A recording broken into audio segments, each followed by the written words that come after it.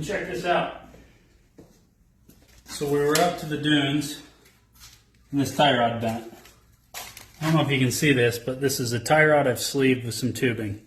See? This is a tie rod I've sleeved with some tubing. Well, the weak part is right there. So I'm going to make one out of this 1-inch piece of material. We'll machine it, we'll drill it, we'll tap it, we'll have a new one.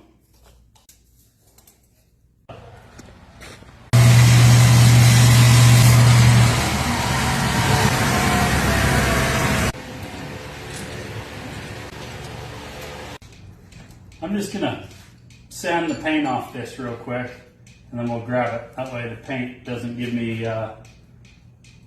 inconsistent C's.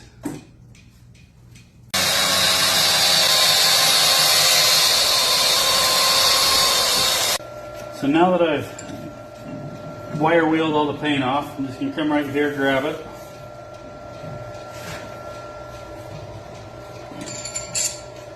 So I'm going to face it and drill it, and then we'll flip it around, cut it, and do it on the other side, and then we'll put the new tie rod on. All I'm doing is facing it so it's flat, and once it's faced, I'll put the center drill in, drill it, and tap it. It's 14 by 150.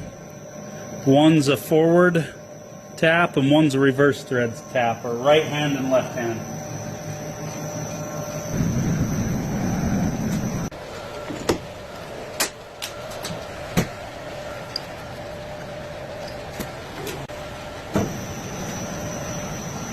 Now this is spinning, so don't be too close.